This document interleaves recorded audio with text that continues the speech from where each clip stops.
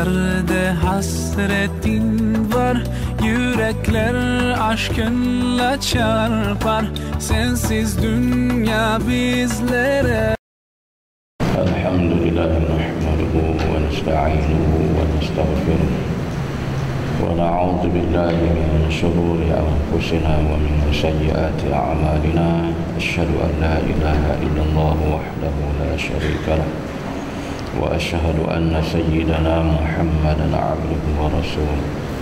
Rabbi şrah li sadri ve yessir li amri wahlul 'uqdatan min lisani yafqahu qawli. سبحانك لا علم لنا إلا ما علمتنا إنك أنت العليم الحكيم ولا حول ولا قوة إلا بالله العلي العظيم.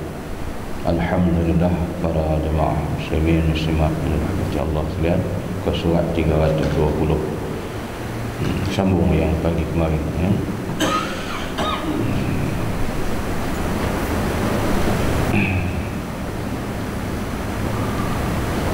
Jadi di dalam khutbah yang selalu diperingatkan oleh Rasulullah SAW, kerana itu tiap-tiap orang harus berbekal untuk kepentingan dirinya sendiri daripada masa hidupnya untuk matinya, daripada masa mudanya untuk masa tuanya, dari dunianya untuk akhiratnya. Maka dunia ini dijadikan untuk kamu dan kamu dijadikan untuk akhirat. Demi Allah yang jiwaku ada di tangannya, sesudah mati tidak ada jalan untuk taubat, dan sesudah dunia tidak ada tempat kecuali syurga ataupun neraka. Saya ucapkan kata-kataku ini dan aku mohon ampun kepada Allah untukku dan untukmu. Jadi kita diperingatkan oleh baginda Rasulullah SAW yang kita akan menghadapi, sama ada suka ataupun tidak suka, cepat ataupun lambat,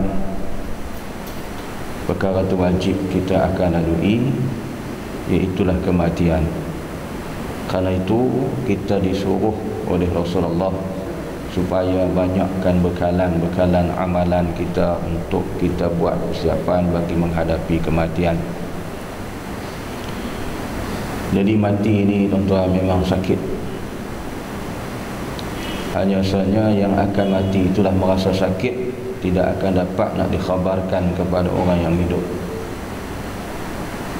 Melainkan ada sedikit perbezaan apabila orang yang mukmin, orang yang mukminah kepada Allah, orang yang soleh dan solehah, dia meninggal itu dalam keadaan yang berbeza sedikit daripada orang yang lain, sebab dia ada keistimewaannya oleh kerana diberikan oleh Allah. Itu pun masih terasa kesakitan mati. Jadi sebab itu diperingatkan kepada kita ni adalah kepentingan amat penting untuk diri kita sendiri dari masa hidup, untuk kita mati daripada masa muda untuk masa tua, dari dunia untuk akhirat. Jadi kita ni akan beralih berubah dengan keadaan umur kita makin hari makin meningkat, dan ianya akan membawa kepada kita pula akan berpindah ke alam akhirat. Jadi kita proses dalam alam ni memang dah begitu dah. Yang pertama di alam ruh, alam rahim ibu, alam dunia, alam kubur dan alam akhirat. 5 kita kena lalui. Sekarang kita berada di alam yang ketiga, iaitu alam dunia. Nanti masuk alam yang keempat, alam akhirat. Ini alam kubur, ini dipanggil alam barzah. Kemudian masuk ke alam akhirat di alam mahsyar. Di situlah yang akan menentukan habuan dan nasib kita yang sebenarnya. Tetapi kata menantu Rasulullah Sayyidina Uthman bin Affan radhiyallahu an, Tiap-tiap kali dia lalu melalui perkuburan, tanah perkuburan, dia berhenti menangis tak esak-esak. Bila sahabat kerap kali tengok begitu, ditanya, kenapa wahai Osman, engkau lalu saja atas kubur ni, tepi kubur kamu berhenti menangis sampai teresak-esak? Dia kata, aku teringat pesanan Nabi SAW. Nabi kata, barang siapa yang dalam kuburnya itu tenang, selesa, lebih selesa dan tenang di hari akhirat besok. Dan sebalik, barang siapa yang azab derita di alam kubur, lebih azab, lebih derita di alam mahsyar besok. Jadi penentu nasib kita ni tuan-tuan di alam kubur tu. Jadi sebab tu kita buatlah persiapan, persediaan. Sebab ada jenazah nak dikebumikan, tak boleh masuk liang lahat. Ni Tuhan tunjuk pada dunia kita hari ni lah. Setelah mana kita dikorek liang lahat ni, diukur jenazah tu berapa panjang dan dilebihkan pula sikit, sekurang-kurangnya 1 hasta, untuk memudahkan kita nak menurunkan jenazah tu. Tapi bila sampai jenazah tu tak boleh turun, masuk tersangkut sebelah kepala, tak lepas, angkat balik, korek pula sebelah kepala tu. Dah agak boleh turun pula, kaki pula tak boleh lepas, sangkut. Yang tadi elok, angkat balik, korek pula. Dah selesai nak buat turun, sebelah kanan pula tak masuk dah sempit dah. Angkat balik, korek pula, nak turun pula sebelah kiri pula sangkut. Allahu Rabbi, tuan-tuan. Kata Pak Imam, macam ni habis tergelung tanah pun tak jadi ni. Daripada lepas asar sampai nak menjelang maghrib, duk berkisah, duk korek, tak jadi kerja ni. Nak turun tak boleh. Lama-lama jemaah kata, macam mana ni Pak Imam? Dia kata kena turun juga, takkan kita nak letak atas ni, kena tekan pelan-pelan, solat turun. Itulah di antara salah satunya yang disebut dalam kitab, apabila manusia itu tidak solat, kubur akan jadi sempit. Ni pasal tak sembahyang punya hal, tanah kubur jadi sempit. Jadi perkara-perkara macam ni tuan-tuan, innallaha ala kulli syai'in qadir. Tuhan tu maha berkuasa, dia boleh tunjuk untuk jadi pengajaran kepada kita yang masih hidup. Kalau dulu peristiwa demikian banyak berlaku di zaman Rasulullah, zaman para sahabat. Tapi zaman kita pun ada berlaku cerita-cerita macam ni. Biasa kita 3 orang mengiringi jenazah. Kita pegang kaki, di tengah, di pinggang dia, di kepala. Tolong iring jenazah turun tu, pegang. Tapi terpaksa 2 orang. Pegang kepala seorang, kaki seorang, turun, sambut di dalam. Bila dah sambut di dalam, tolak, tekan pelan-pelan turun. Nak diletak miring kepala arah kiblat. Orang kebang pegang kepala, lari naik atas, tak tahan. Pasal dia kata tanah duk himpit belakang, terasa. Takut, lari naik, tinggal kawan belah kaki. Kawan belah kaki boleh tinggal hak kepala, kaki pun lari naik sama, tak tahan. Tak sempat nak sandalkan dengan ketulan tanah. Jenazah kita iring di atas lambung kanan. Sebab tu kita tidur malam pun sunnah tuan-tuan. Nabi suruh tidur atas lambung kanan ni, macam jenazah menghadap ke arah kiblat. Dan keboleh-bolehnya tidur dalam bentuk kalimah Muhammad. Kita bentukkan badan dalam kalimah Muhammad, dalam keadaan berzikir, dalam keadaan kita berwuduk sampailah terlelap. Lepas tu bila dah tidur tak tahu lah, kita tak sedar kan, nak tergalik, nak terlentang tu tak tahu lah, wallahu alam. Tapi mula nak tidur, dia suruh atas lambung kanan. Jangan tidur atas lambung kiri, tindih jantung. Itu hadis sahih. Ini disebut di dalam kitab Tarbiyah Al-Walad fil Islamiyah. Nabi larang tidur atas lambung kiri. Belah kiri terimpit jantung, untuk kesihatan tak baik. Itu. Jadi itu berlaku tu. Jenazah sempit tanah kubur, terpaksa ditekan turun. Buat keranda, kadang-kadang kita buat keranda, kadang-kadang buat papan sekeping je kan, tanam jenazah ni. Jadi gitu. Maka itulah kata Pak Imam, kalau macam ni habis serelung tanah pun tak jadi, nak kena tekan turun pelan-pelan. Memang sejarah hidup orang ni memang tak semayang. Jadi itu kita kena ambil peringatan. Jadi sembahyang kita buat elok-elok, jaga bagi elok-elok, jangan buat cincai-cincai aja. Pastikan solat kita tu bersungguh-sungguh yang kita buat, melengkapi dengan syarat-syarat sah rukunnya, supaya ianya dapat diterima oleh Allah Subhanahu wa taala. Jadi semuanya ini, ibadat-ibadat ni adalah untuk kepentingan diri kita sendiri, bukan untuk orang lain. Jika kita banyak beribadat, maka beruntunglah kita di akhirat.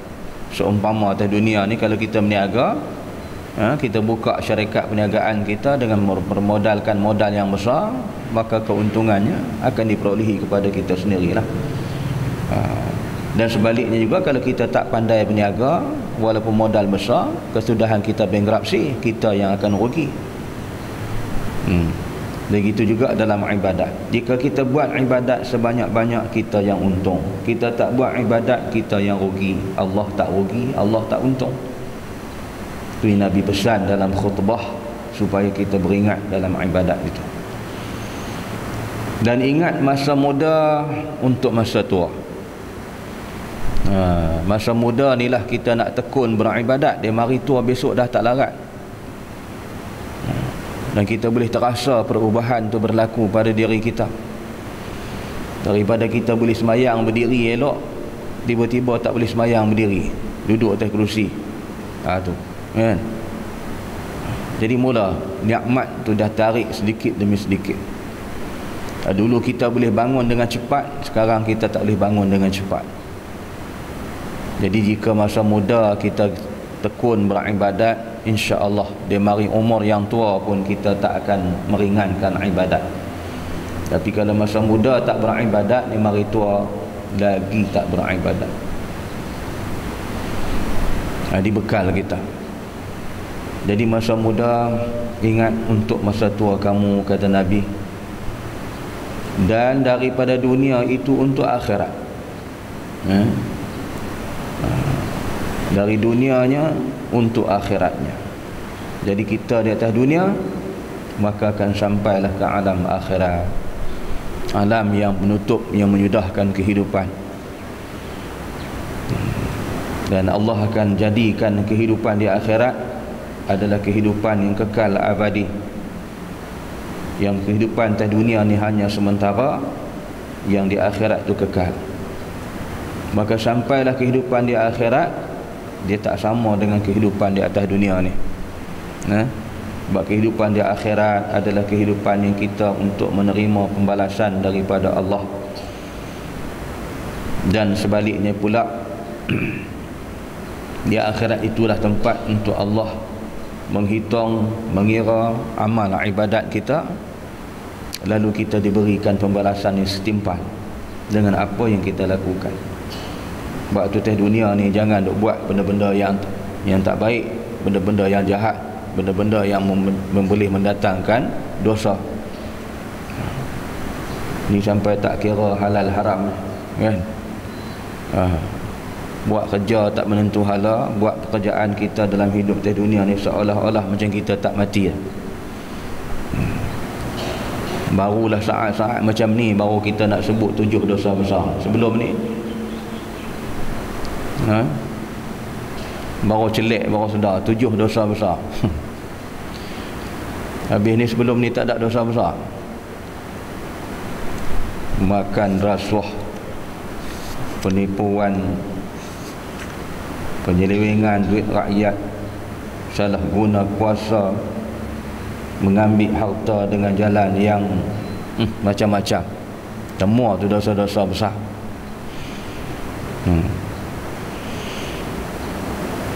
Jadi sebab tu kita kena ingat di atas dosa yang kita lakukan, maka di akhirat besok akan dipertemukan balasan oleh Allah Subhanahu wa taala. Di Kedah hilang duit neri 403 juta ringgit oleh kerajaan yang lama dulu, dibongkar balik oleh kerajaan baru negeri Kedah.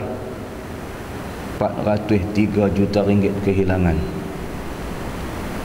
Kemudian saya balik baru ni,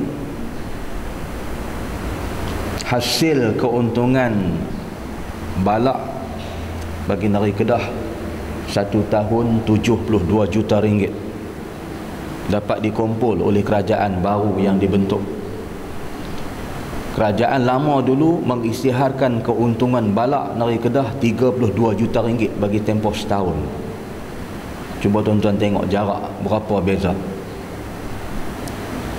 Jadi bila kita umumkan 72 juta ringgit keuntungan balak negeri Kedah bagi satu tempoh 1 tahun, mereka kata, orang hak dululah, orang hak perintah dulu, dia kata macam mana tak untung sampai 72 juta setahun. Dia orang tebang balak hari-hari, dia kata. Dia tebang balak hari-hari, sebab tu untung banyak. Tuan-tuan, cakap macam orang tak sekolah. Rumput boleh rumput orang tak mesin hari-hari balak dia nak tebang, dia kena minta dengan pihak Jabatan Perhutanan. Jabatan Perhutanan akan mengeluarkan lesen dan dia akan sahkan pokok yang boleh tebang beberapa kiraan lilitan batang tu, saiz dia, baru boleh tebang. Bukan senang-senang boleh tebang. Dan nak dapat lesen konsesi balak tu pula akan diberi kepada orang yang benar-benar berkelayakan untuk tebang balak. Tapi kalau duduk tebang hari-hari, tu saya kata bukan tebas rumput. Rumput orang tebas tak hari-hari kan. Tebas hari-hari mesin tanah. Bayangkan balak. Di situlah unsur penyelewengan yang berlaku di negeri Kedah. Curi balak, jual balak, yang mendatang kerugian besar bagi negeri Kedah. Itu balak saja, hak-hak lain kita tak cerita lagi dah. Itu dibongkarkan baru ni. Jadi mereka tak dapat jawab. Jadi kita jawab macam tu, bahawa kita tak akan tebang hari-hari benda tu. Dan kalau orang yang sekolah, yang mengaji, dia reti. Tu nak cerita pasal dosa, dosa curi balak. Jadi sebab tu yang kita tak mau berlaku macam tu. Dan ingat, siapa perintah, siapa berkuasa, maka bila dia buat penyelewengan, dia akan terima balasan di hari akhirat besok. Tiap-tiap pemimpin, Nabi kata ada tanggungjawab masing-masing. Dan di akhirat besok yang dipimpin akan ditanya oleh Allah Subhanahu wa ta'ala. Termasuk kita. Kita pun pemimpin juga, pemimpin rumah tangga, memimpin anak isteri kita, memimpin keluarga kita. Itu dalam surah At-Tahrim Allah berfirman, ya ayyuhallazina amanu qu anfusakum wa ahlikum nara. Wahai mereka-mereka yang beriman, peliharalah diri kamu, ahli keluarga kamu daripada api neraka. Kita pemimpin juga. Betapa lagi pemimpin yang dalam negeri, pemimpin masyarakat dan sebagainya, lagi berat ditanya. Jadi itu kita ingat ni, alam akhirat, hari yang akan disebut pada kita juga. Hari itu dia kata yaumul akhirah, yaumul ba'ts, yaumul mizan. Dia ada banyak nama, 30 apa di antara disebut dalam Al-Quran nama-nama. Yaumul ba'sa, hari dibangkitkan. Yaumul mizan, hari ditimbang amalan kita. Tuhan akan timbang. Demi Allah yang jiwa aku ada di tangannya, sesudah mati tidak ada jalan untuk taubat. Allah Akbar. Nabi bersumpah, demi Allah yang jiwaku di tangannya, di tangan Allah, di atas kuasa Allah, Kata Syekh Abu Ala Al-Maududi, tangan bermakna kuasa Allah. Jadi dia kata tangan macam kita pula. Na'udzubillah, Tuhan tak ada tangan macam kita, ya? Sesudah mati tidak ada jalan untuk taubat. Jadi kita nak bertaubat sebelum mati. Dah dibungkus, kita dibubuh dalam liang lahat dah, nak bertaubat apa? Nak bertaubat masa sebelum kita mati, dengan taubatan nasuha. Tubu ilallahi jami'a. Dalam Quran Allah sebut, bertaubatlah kamu sekalian kepada Allah Subhanahu wa ta'ala. Jadi dengan taubat itu sebagai membersihkan diri kita daripada dosa. Jadi bila dah bertaubat, jangan buat lagi, berhenti. Yang tu disebut dalam kitab Minhajul Abidin, syarat-syarat taubat, tuntutan taubat orang yang bertaubat, semua dicerita dalam kitab Minhajul Abidin. Sila rujuk dalam tu. Jadi kita kena bertaubat kepada Allah sebelum kita mati. Mudah-mudahan Allah Ta'ala terima taubat kita, dibersihkan kita. Jadi kita nak bersih diri kita, yang pertama dengan zahirnya kita berwuduk, yang keduanya kita bertaubat kepada Allah. Dan sesudah dunia tidak ada tempat kecuali syurga ataupun neraka. Jadi bila kita dah habis tinggal dunia ni, di sananya menentukan tempat kita dua aja, neraka ataupun syurga. Tak ada pilihan yang lain dah, Allah bagi tu. Atas kita hidup pun dunia akhirat, dua juga. Habis alam dunia, masuk alam akhirat. Dan sampai di akhirat pula ada dua juga, syurga, neraka. Itu mulalah kita duk kempen tu. Dia kata tengok yang orang kempen, aku tak sokong dia tak masuk syurga. Kita pun tak kata macam tu, diputar belitnya. Puak ni diputar belit. Kita mengajak kepada jalan yang Tuhan redha. Jadi barang siapa buat yang Allah Ta'ala redha, maka Allah balas dengan balasan syurga. Dan barang siapa yang tidak buat pada yang Tuhan redha, menentang Allah, maka dia masuk neraka. Tengok dalam surah Al-A'raf ayat 179. Allah kata, walaqad zara'na li jahannama katsiran minal jinni wal ins lahum qulubun la yafqahuna biha. Dan kebanyakannya yang masuk neraka terdiri daripada jin dan manusia. Oleh kerana adanya hati-hati tak mau faham dengan dia, hati tak mau memahami Al-Quran, sebab tu masuk neraka. Kemudian kata Allah, adanya mata tak mau melihat pula kebesaran-kebesaran Allah. Banyak Quran ayat-ayat yang menceritakan tentang kebesaran-kebesaran Tuhan, kekuasaan Allah. Dia tak mau tengok, dibutakan mata dia, tak mau tengok tanda-tanda kebesaran Allah. Jika dia tengok tanda-tanda kebesaran Allah, dia akan jadi manusia yang ma'rifatullah. Dan adanya telinga pula tak mau mendengar ayat-ayat Allah yang dibaca. Itulah sebab masuk neraka, kata Allah, yang kebanyakan terdiri daripada jin dan manusia. Ada telinga dengar muzik, dengar lagu-lagu, Al-Quran, hadis tak mau dengar. Kita baca Quran kat dia, kata itu Quran. Kita baca hadis kat dia pun dia tak terima. Ditutup seolah-olah bagaikan takut petir, macam petir, takut macam petir tambah dia. Macam tu dia tutup telinga, tak mau dengar ayat Quran. Tu mana dia mau dengar?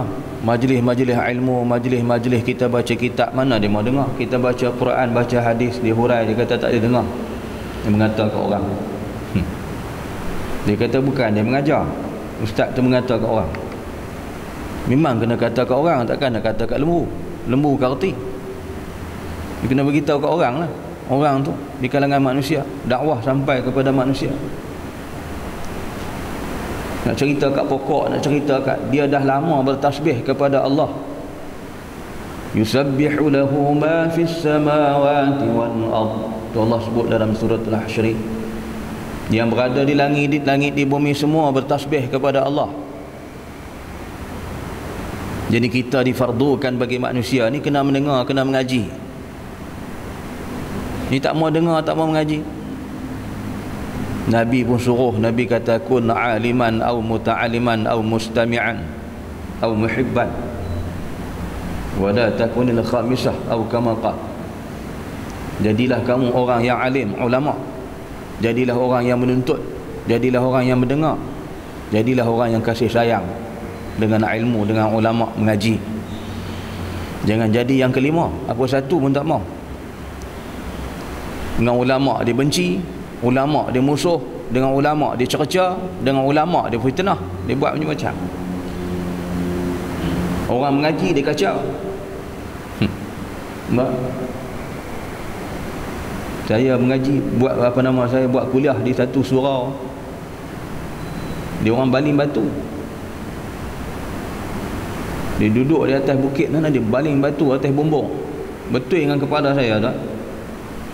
Ni upah budak-budak jahat baling batu. Tapi zinc tu jenis zinc lama ni alhamdulillah lekuk gitu lah. Kalau zinc jenis baru tembus malam tu, jatuh atas meja. Jemaah kita keluar tengok, dia lari. Mari bulan depan pula dia tutup mic Tok Bilal. Rupanya jahat juga Tok Bilal. Hari-hari duk sebut Allahu Akbar, Allahu Akbar. Rupanya pembohong, jahat nak mampus Tok Bilal. Apa jenis Tok Bilal tu? Mic dia bagi dua, sangkut di baju satu, atas meja satu. Dia kata apa? Banyak sangat. Yang ni untuk di luar ni, hak baju ni.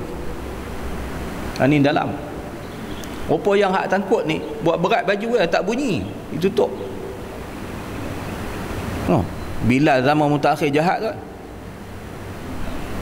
Astaghfirullahalazim. Mari Tok Bilal hak kita ni, hak jemaah kita, lagi 5 minit nak habis kuliah. Dia terlewat hari tu, ada hal sikit. Dia terus masuk dalam, pergi buka, baru dengar. Sebab dia mari tadi tak dengar kat luar. Lepas kuliah dia kata, Ustaz tahu, tadi saya masuk tu, buka, baru dengar hak Ustaz akan sangkut bukan bunyi. Yang Tok Bilal tu cabut lari lah. Ada 2 Bilal. Tapi Tuhan Maha Kaya tuan. Dia buat jahat ni tak lama. Orang jahat ni Allah tunjuk dia. Dia tak kena akhirat, dunia pun kena. Bulan puasa dia mari nak azan Zuhur, lagi 15 nak azan 15 minit, dia masuk dalam bilik. Rupa-rupa bukan dia buat azan, dia makan nasi. Ni Tok Bilal masuk timbalan kursi, masuk tengok tu nasi, tangkap dia. Apa hal? Dia kata saya tak usah cerita apa alasan, tak mau dah. Nah. Makan nasi dalam bilik azan bulan puasa sampai hari ni hilang ke mana tak tahu dah. Tu jangan buat jahat kat kita. Tu nak lantik orang dalam masjid, menguruskan masjid ni Allah sebut dalam suratul Bara'ah, dalam surah At-Taubah ayat 18. Tengok betul-betul, jangan duk pilih orang jahat dalam masjid, Allah tak redha. Tu kita tu. Jadi sebab tu kita ingat syurga neraka ada balasan kita. Buat jahat masuk neraka, buat baik dapat syurga. Saya ucapkan kata-kataku ini dan aku mohon ampun kepada Allah untukku dan untukmu. Nabi berdoa supaya Allah mengampunkan dosa pada umat sekalian dan juga kepada diri orang-orang yang itu. Jadi kita lihat dalam hal ini Nabi tidak ada dosa tuan-tuan, tapi dia minta ampun kepada umatnya. Sebab tu Nabi di saat nak wafat, Nabi menangis mengenangkan umat. Jika Nabi wafat besok macam manalah keadaan berlaku lagi. Sayangkan umat. Jadi sebab tu jika kita sayangkan diri kita, maka kita ikutlah, buatlah perintah Allah Subhanahu wa taala jangan kita melawan, jangan kita menentang, dan mudah-mudahan dengan ketaatan itu kita dianugerahkan Allah mendapat balasan syurga nanti. Ya, faman ya'mal misqala dzarratin khairan yarah wa man ya'mal misqala dzarratin syarran yarah. Itu janji Allah. Wallahu a'lam. Tanda tu lah. So kita sambung insya-Allah. Sahil bin Abdullah As-Sawri. Subhanakallahumma bihamdik asyhadu an la ilaha illa anta astaghfiruka wa atubu ilaik. Bismillahirrahmanirrahim. Wal 'asri innal insana lafi khusr illa alladhina amanu wa 'amilus salihat wa tawassaw bil haqqi wa tawassaw bis sabr. Shadaqallahul 'azim. Assalamualaikum warahmatullahi wabarakatuh.